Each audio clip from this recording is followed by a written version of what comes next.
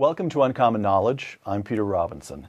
A publisher, columnist, and blogger, Andrew Breitbart is the founder of the Breitbart network of investigative news websites, including Breitbart.com, Breitbart.tv, Big Government, Big Hollywood, Big Journalism, and Big Peace. Big Cosmos is surely on the boards.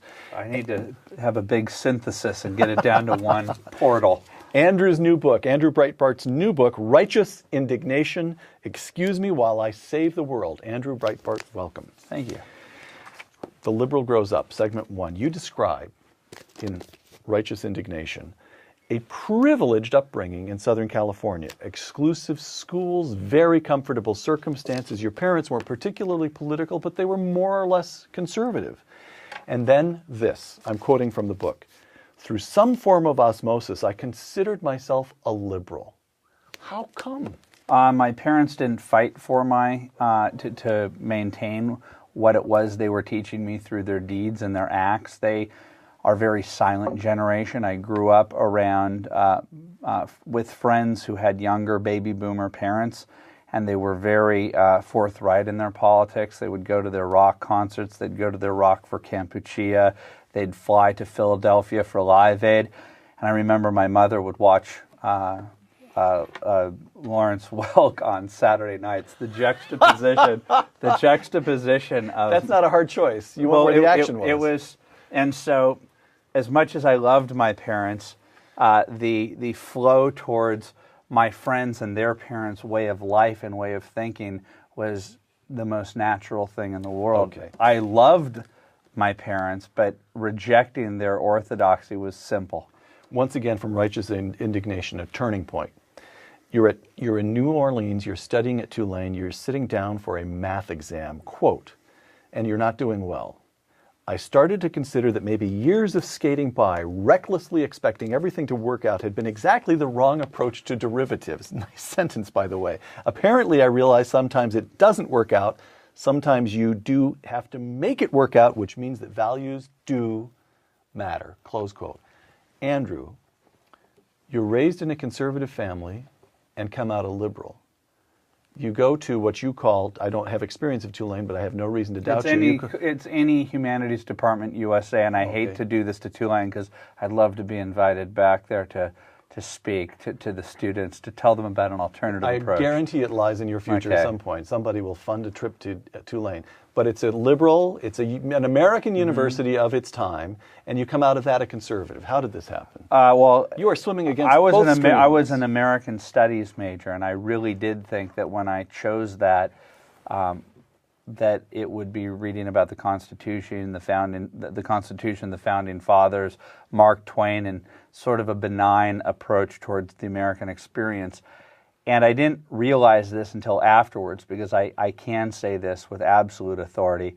Had I not graduated, had I not been given my diploma, it would have only been me to blame. When in New Orleans, do as the New Orleanians, I really did partake in the culture down there, and I can't believe I did graduate. But there was a point where... Mardi Gras every night for Andrew Breitbart. It was, and it was as depressing as it was ecstatic and fun. It was a prison of decadence, and it was 4 years of nonstop where people would come and visit me from my former life in Los Angeles, and they'd leave saying it was the best time of their lives.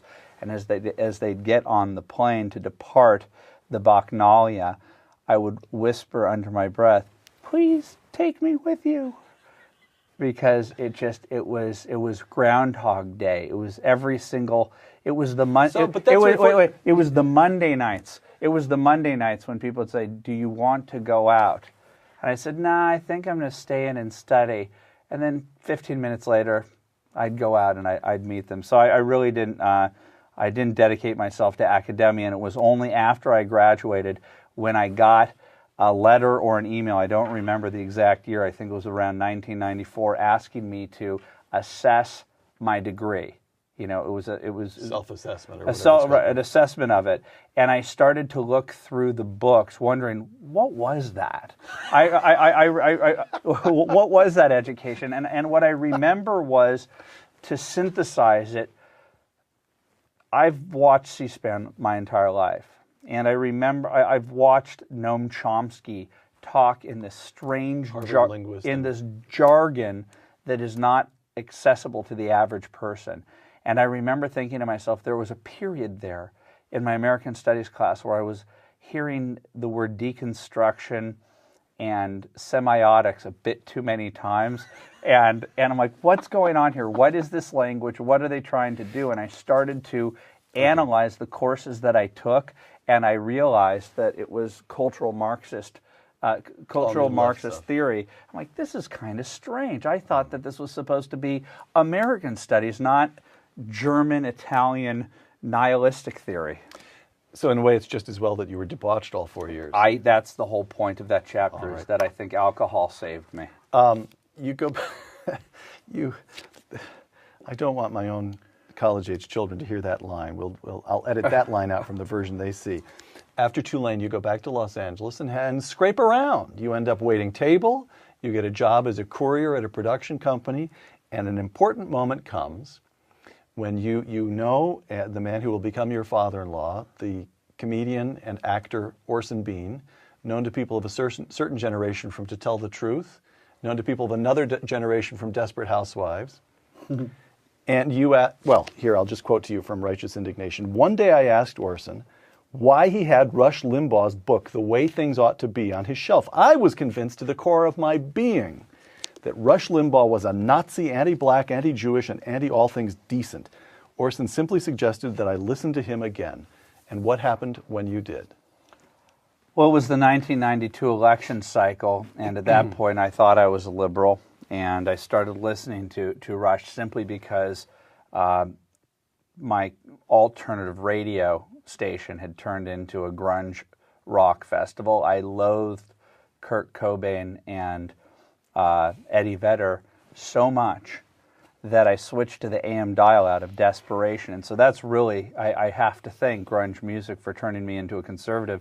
And I remember the first month or two thinking, well, I may not agree with his politics, but at no point have I heard him intimate anything that appears to be racist, sexist, or homophobic. And I started to ask people around me, have you ever listened to this Rush Limbaugh creature? And they said, yes, he's a racist, sexist, and a homophobe. I said, okay, I need some help here, because I've been listening now for months as I'm driving on LA freeways delivering scripts. He's not. He's not. And what I realized is I believed to the core of my being that I had listened to him. If you had given me a lie detector test, I promise you I would have passed, because with conviction, the culture, the 60 Minutes report on him, all of the things that I had been told reflected that negative stereotype.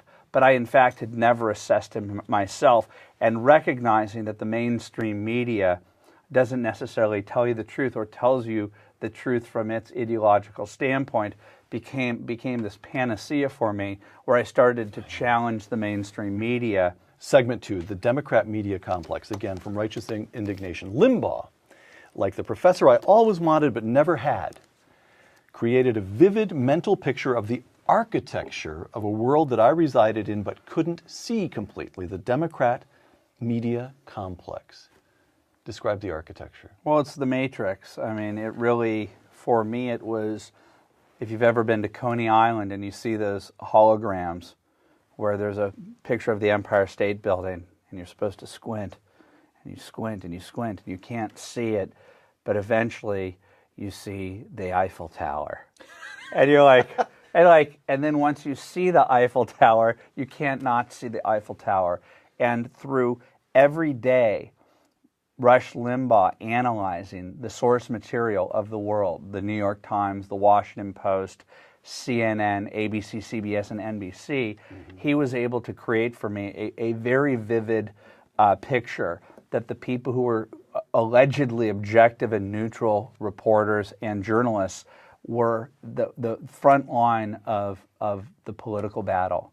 And they used their objectivity as their greatest weapon, because they were telling young, impressionable people like me who believed in Woodward and Bernstein and who believed in Walter Cronkite, wait a second, you're telling me that perhaps ideology played a role in how they interpreted stories or how they chose one story over the other. And so then the Matrix or the Democrat media complex became everything to me. In fact, when discussing politics, I always turn it back to the complex. It's always about seeing the world and hoping that people see the Eiffel Tower. So you're listening to Limbaugh in 92 during that election cycle, right? Mm-hmm. And you remain. What I'm getting at here is, who is the Democrat media complex then, and who is the Democrat media complex now? What's changed? What's changed?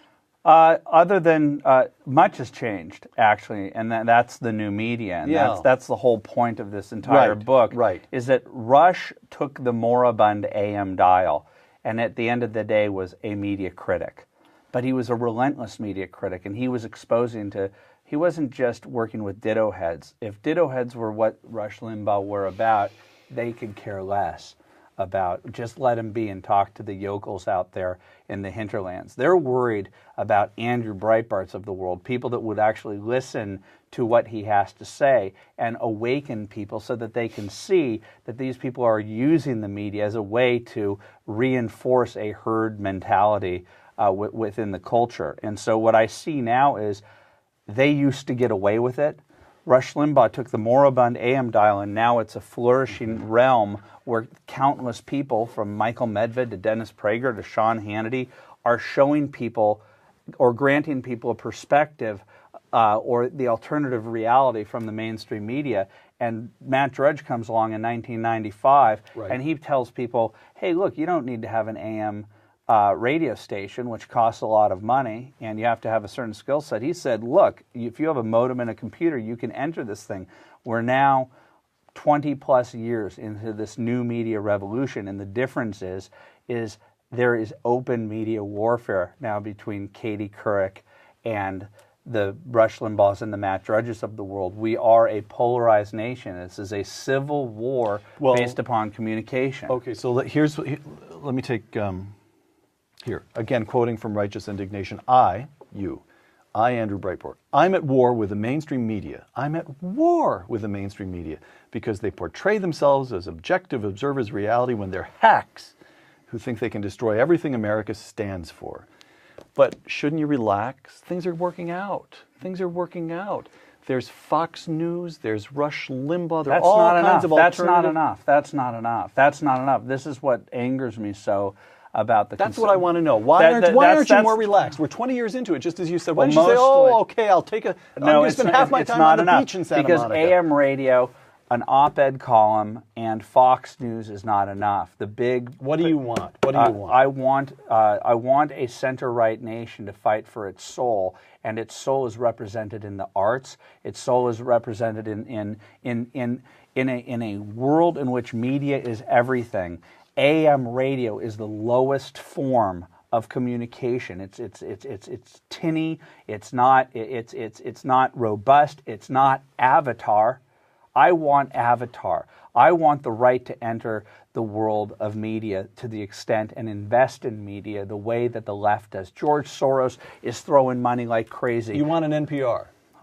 I want everything. I want us. Right. They have an NPR. They're so slick in understanding how important media is. They've convinced the government to pay them to propagate their worldview. How come we're not fighting for money to propagate our worldview? Because we don't believe in it. Okay, then use the free market to convey the same ideas with the same level of sophistication and excellence that NPR does, because they are superior at what they do, just as Jon Stewart is superior at what he does. I grant Hollywood and the experts in propaganda for what they do. You admit that they're good. In fact, that's what annoys you. That it annoys me, and it annoys that our side does not commit to this battle. All right. Segment 3. Let's go through the background of your life here in fighting this fight that you've just described. Righteous Indignation. I intentionally co-created, this is a little tricky problem here for you, Andrew. I intentionally co-created the Huffington Post. I, Andrew Breitbart, intentionally co-created the Huffington Post in order to grant the hard left a place in the blogosphere to express itself. Okay, explain yourself. I had been Arianna Huffington's researcher up until the point where she converted on a dime. One day You knew Ariana when she was still conservative. Oh, absolutely. She All dug up Larry Lawrence from Arlington National Cemetery. Thank you, Explain Ariana. Larry Lawrence. Larry Lawrence was ambassador. Ambassador from Switzerland, Clinton's #1 donor, and he granted him a waiver to be in Arlington National Cemetery. He had never even been in the Merchant Marines. Right. So she had her credentials. She got that scandal. That's right. And I enjoyed being with her when she was a conservative, but I walked out the door when she switched to the left. She came to me 5 years later, 5 years of awkward air kissing at parties that we would run into each other. She came to me after the 2004 election cycle and said, "Do you have any ideas for a website?" And she had a money guy, and we came up with the plan, and it was to create this place where if we could get your friends who you couldn't afford to write for you for free, it would be exceptionally helpful to you. You'll be the queen of the left-wing blogosphere. I said, but from my standpoint, right now, if you want to hear what the actual left has to say, not Katie Couric pretending to be neutral, what the left has to say, all there is on the internet in 2004 is the Daily Kos, where a Peter Robinson could write an op-ed, Bush is the equivalent to Hitler, under a pseudonym, 2 Live Crew 333378. And that constituted a transparency within the media, where, well, an opaqueness, where these people could write these things. And Kos himself was being put on Meet the Press. And so I said, Ariana, you can become the salon that you have at your house, you can put online. And it worked. But the idea was, and I said this to any number of brand name people that I have in my life from the radio, this is going to be crazy, because I've gone to Young America's Foundation, events, and I've talked to these kids, and they know me to be the real deal. I mean what I say, and I say what I mean, and I'm conservative. But I think this is going to be helpful for conservatives, because it will be source material. And the first day that it launched, and I was worried about it being Huffington Post. The Huffington Post launched. Right. I was driving up Lincoln Boulevard, worried, because I was getting emails from people saying, "How could you do this?" And I listened to Michael Medved on the first day that it launched, reading aloud Rob Reiner's first day post. Where are the Woodwards and Bernsteins of today to take on George Bush? And he was howling, and I was howling in the car, and I was tearing up, just thinking, this meathead guy who wants to add a dollar, to every cigarette pack to pay for lettuce patches or something. This incoherent guy proved my point, and within I left within a month, and I remember one point. This is my favorite moment. During Katrina, Randall Robinson at the Huffington Post wrote an article 2 days into the flooding that black people were cannibalizing each other in New Orleans, and Drudge put it up, a link at the Drudge Report, and within 24 hours, Ariana called me up and she said, "You won." I said, "What do you mean you won?" She goes, "We retracted the story."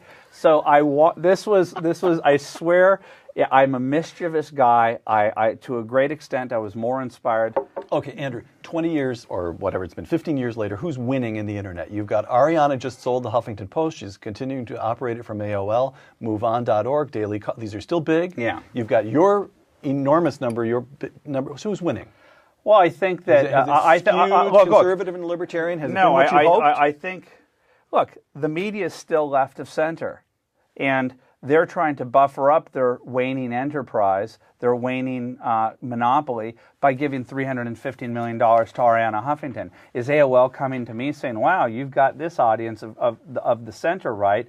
It wouldn't dawn on them, because it is the war that I've described. Who's winning? Well, monetarily, they still are controlling the majority of the pieces. But so there's still something second-class, second-rate about the conservative. Of course, but what we are winning tactically, because Hannah Giles and James O'Keefe took down Acorn with a high-quality video series that cost less than $1,400, which sends a message to the average kid out there that if ABC, CBS, and NBC are not going to cover things and act as a checks and balance against progressive organizations, against the AFL-CIO, against the SEIU, ACORN, other community organizing groups, then we can do it ourselves. And we're having an effect going around the Democrat media complex, over it, or right straight forward. And my business model is to aim every one of our exposés straight at the mainstream media and say, Katie Couric,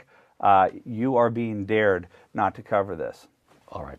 Segment 4, the theory, of which you have more in this book than I'd expected. Righteous indignation. A lot gets explained here. Marx and Hegel had paved the way for the progressives, who in turn had paved the way for the Frankfurt School, who had then attacked the American way of life by pushing cultural Marxism through critical theory. There's a lot going on there. Very briefly, what's the Frankfurt School, and why should anyone watching this interview care? Okay, first of all, anyone that reads this book is going to laugh, and they're going to cry, and they're going to get Andrew in all of his zany different multiple layers. But there's one chapter that is like putting the medicine in the sherbet in order to get your kid to take it, in order to get rid of his fever. And to me, my one discovery, my one great epiphany, my one aha moment that I said, I got it. I see what exactly happened with in this country.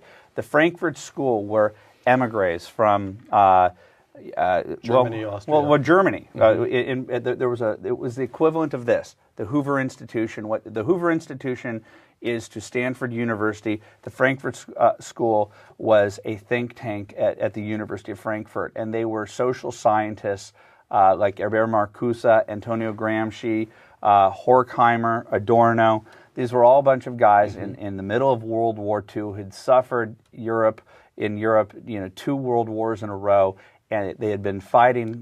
They had been fighting the Nazis, and they were trying to figure out another aspect of how to how to spread Marxism around the world. You could go to Bolivia, you could go to Bulgaria, and you could go to the peasant class, and you could say, let's flip this place.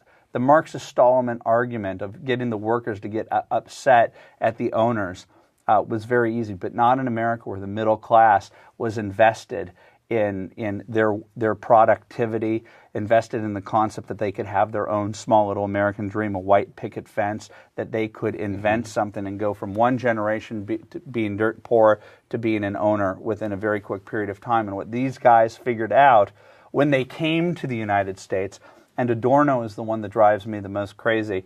He came out to California, and I think it was Bertolt Brecht, the East German playwright, moved to Santa Monica in the 1940s at the height of the Golden Age. Think about this. These guys left Nazi Germany and Mussolini's Italy to come to California in the 1940s, and they lived by the beach, and they were depressed by the relentless cheeriness, the productivity, and the capitalism that they witnessed around them. And they came up with at the end of the day, we could call it cultural Marxism, but at the end of the day, we experience it on a day-to-day basis. And by that I mean a minute-by-minute, second-by-second basis. It's political correctness and it's multiculturalism. And what it took was this amazing concept of e pluribus unum, where everybody comes here and contributes to this, everybody becomes an American and contributes, but we have a common culture, we have a common border, a common mindset. What they did was take the haves versus have-nots friction and translated it into oppressor versus the oppressed. And this got taken up by faculties across the country. That's the point of the Frankfurt School and the progressivism. It becomes embraced by 60s post-structuralism academics. Post-structuralism, queer studies, African American studies, all of that is pitting people against each other. It is anti-American to its core. If Marcuse was I'm quoting again from Righteous Indignation, if Marcuse was the Jesus of the New Left, then Saul Alinsky was his St. Paul. Again, let me just put it to you in simple terms. Who's Saul Alinsky, and why should anyone watching this interview care? Well, Hillary Clinton wrote her senior thesis on Saul Alinsky at Wellesley. Barack Obama is an acolyte of Saul Alinsky. He created the concept of community organizing. And what he did, as I argue in this book, is he took all of this ethereal claptrap, this Noam Chomsky-like jargon that the average person couldn't understand. Herbert Marcuse is very hard to read. Right. It's all impossible All to read. But he was able to translate this cultural Marxist down to a series of rules and a mindset, a warrior mindset, where the critical theory was like, take on your enemy, take him directly on, destroy that person. He applied critical theory down to the street war level, and I would argue that the Katie Courics of the world, the Chris Matthews of the world, Rachel Maddow, and Keith Olbermann, unbeknownst even to themselves, are studied in the tactics of Alinsky. Segment 5. The Breitbart, Pragmatic Primer for Realistic Revolutionaries. Righteous Indignation. My transformation from empty-headed, hard to believe you were ever empty-headed, but we'll let you get away with that. My transformation from empty-headed, pop culture-infused, talking points parroting liberal to new media warrior took me 4 decades. But those years in the wilderness taught me some basic rules that I've applied steadily and steadfastly and that are bearing tremendous results, close quote. So you then present your own rules to answer Saul Alinsky's rules. Don't be afraid to go into enemy territory. What do you mean by that? I can't tell you how many people tell me, don't go onto the Bill Maher show. Take it right to them. Oh, it's the best. And first of all, I've had my greatest successes because I live in West Los Angeles. My life is taking it to them. I live in West Los Angeles. I live amid, the Hollywood rubble. And when I do a Bill Maher show and I go to Starbucks the next morning and the barista says, I saw you on TV last night and I didn't like how the audience was booing you before you finished your sentences. And I thought that you made an interesting point. Nobody sought me out to reclaim me on behalf of my parents, not even my parents. I tripped upon conservatism. My goal is to go out there and find someone else like me who'd never even known what conservatism was and say, hey, maybe I can draw you in. I try and do it through mirth and humor a lot of the times, and in addition to the investigative stuff that I do. I mean, when I say confront these people head on, I went down to the anti-Coke rally on rollerblades and a camera to get them to... That was your stuff? That was your film? Well, the Christian Hartsock was there and I was there, and we both captured unbelievable, pro-violence rhetoric. Let's string up Clarence Thomas, what these progressives had to say. Just terrible, terrible stuff. Be open about your secrets. Be open about your secrets. That's one of your rules. What do you mean? They're going to... I talk about how I drank a lot in college. It's not a huge revelation. I don't think I drank more than the average person that was in New Orleans at the time. But I always wake up at night thinking that the Alinskyites, the Sid Blumenthals of the world, the Fenton Communications of the world, the Media Matters of the world, the John Podestas of the world are going to find what your Achilles heel is, and they're going to exploit it. And so why not throw it out there? Barack Obama did exactly that when he wrote in one of his books that he used coke, that he experimented with drugs. You have to do that because they're going to find it. If you own it and you talk about what you learned from that experience, or you show that you're human and not try to pretend to be a perfect public, entity, I think that you're going to fare a zillion times better. Ubiquity is key. What do you mean? Oh, with the Acorn thing, this was a rare opportunity. James and Hannah come to me with this. James and Hannah, two just out of college, weren't they? Well, yeah, James is 25, Hannah was 20 at the time, so she had not completed college. And they'd gone and they'd gotten on tape Acorn. Go ahead, tell the story. Tell it briefly, though. They posed as a pimp and a prostitute, trying to start using government funds in many cases through and to get tips on how to avoid paying taxes from Acorn, Obama's vaunted community So organizing you go down group. to the community organizers, Acorn, and get all this stuff on tape. Yeah, in every office except for one, it was serviced with a smile, and they knew that they couldn't go to ABC, CBS, or NBC. In fact, I actually went to ABC. Acorn gets government money, right? They get government money. I knew that this was almost violently important information. That, oh my gosh, it was sort of like back when Drudge did the Lewinsky thing. This is going to cause heads to roll. This is going to be a big deal. How do I get this out there? I guarantee you, even in 2011, my putting that out there at biggovernment.com alone and hoping that it goes viral would not have been the successful strategy. They would have sicked their lawyers, the DNC, Acorn, I don't even know. Okay. Kirkland and Ellis, they would have fought back. They would have fought back and right. shut it down. The goal was to try and make sure that as many people got their were vested in showing this. One thing I found about the conservative movement is there are a lot of people who are hyper competitive. People that you would think that would be friends with each other. They believe in competition. They believe in competition and they fight. So, well, let's you know, you can, if you're going to let so-and-so over at that station have an access to that video, then we're not going to put it on our station. And I was like, okay, you guys, this is a once-in-a-lifetime opportunity to show a story that the mainstream doesn't want you to see. And ubiquity is what made Acorn go down, not that it was on a blog site. You've got more rules, but our time is limited. Final question. What do you mean in your pragmatic primer for realistic revolutionaries in righteous indignation by believe in the audacity of hope? Well, my business partner hates this about me because every now and then I will compare myself to Don Quixote because he doesn't like the tilting at windmills. Yeah, that's right. But right. I do believe that is that many of the things that I've accomplished have such as taking on the complex. What most of AM talk radio does simply criticizes it from afar. When I saw what they did to Clarence Thomas, and you juxtapose what they did to Clarence Thomas next to anointing Bill Clinton for exhibiting the same behavior that they claimed that Thomas was guilty of, when you see how they treat the Tea Party, they're default racist. They have to disprove their racism.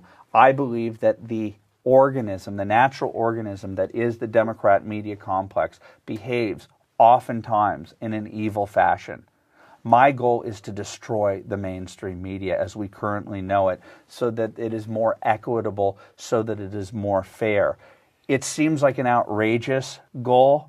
I'm not sure that there's a business model that's going to make it so that I'm going to have Rupert Murdoch-like money, but I hope that my children's generation exists in a more fair and equitable media. And the first thing that we're going to have to get rid of is this fake declaration of objectivity and neutrality. That is a big lie. We need to move towards something that is a more mature version of what we have now, more like the UK. In Britain, the newspapers are avowedly left and right. You know what you're getting. And they're mature about it. We are just going through the adolescent phase of recognizing that objectivity was the big lie of the latter part of the 20th century. Andrew, we have to close because you have to get in a car and drive up to Marin County for an event promoting righteous indignation. I told you. Following your own first rule, don't be afraid to go into enemy territory. Andrew, told you. Andrew Breitbart, author of Righteous Indignation, thank you. Thank you. For Uncommon Knowledge, I'm Peter Robinson. Thanks for joining us.